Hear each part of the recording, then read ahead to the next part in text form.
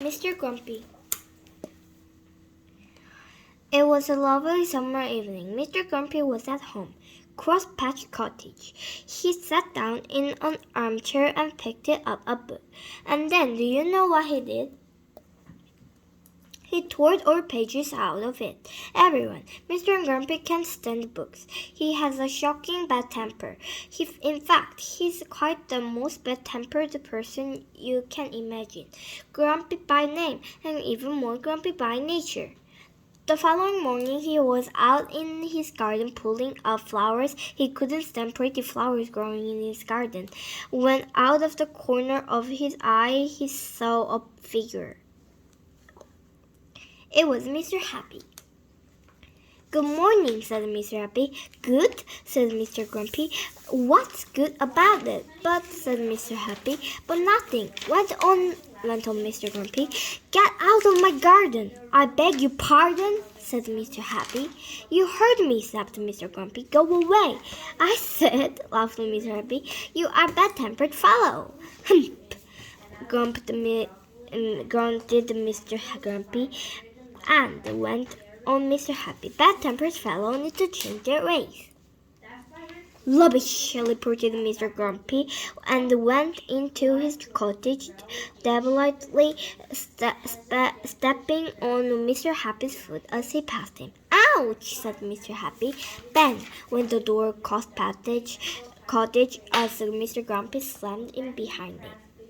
Mr. Happy stood there, looking not quite happy, as he normally does. His foot hurt. He thought and thought more. Then he had an idea. He smiled and went to see Mr. Tickle. Mr. Happy told Mr. Tickle of his idea of how to get Mr. Grumpy to change his ways, and Mr. Tickle grinned a sort of grin has from ears to ears. "That is, if you had ears, which he's not." "Oh," said he grinned, lobbing the hands and the ends of those extraordinary long arms of his together. "That sounds fun." That afternoon, Mr. Grumpy went to town shopping. He walked into the meat shop. Mr. Meat was a butcher. "Give me some sausage," snapped Mr. Grumpy, "and be quick about it." Poor Mr. Meat, who was frightened of Mr. Grumpy, did as he was told. But what was doing he was told? Something appeared through the shop door. Do you know what it was? It was an extremely long arm belonging to.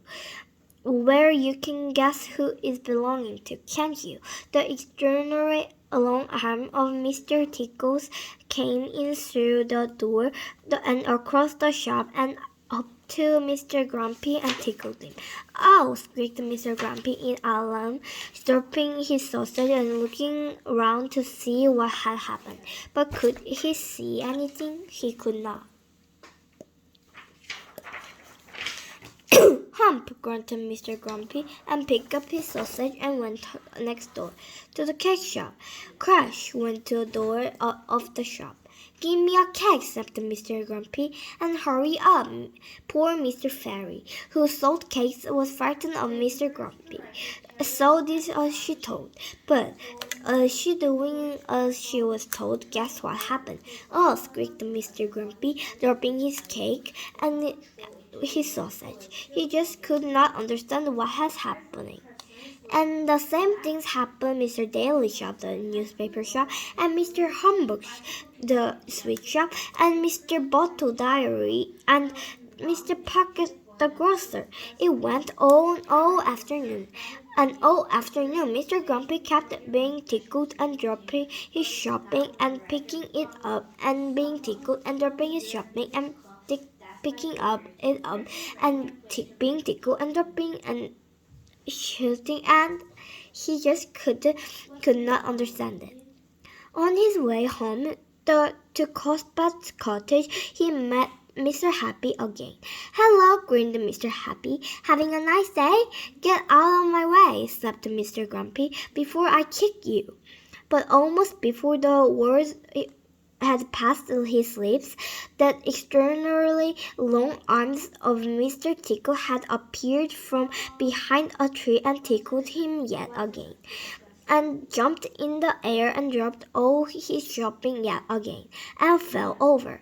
Mr. Happy looked at Mr. Grumpy lying amid a jumble of sausage and cake and newspaper and sweets and milk and cornflakes.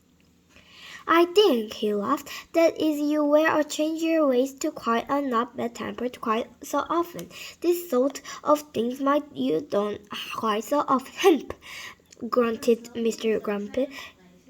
He picked up the old shopping yet again and went home to Cosbach Cottage. But on his way he think about Mr. Happy he had said, because of he definitely did not like what had happened to him that afternoon. Mr. Happy's and Mr. Tickle laughed and shook hands. And so, after that, Mr. Grumpy did try to not quite so bad-tempered quite so often. And the more he tried, the less found he was tickled, and so tried more and more and did change person. Why only the evening he picked up a book and you know what? He only tore out one page.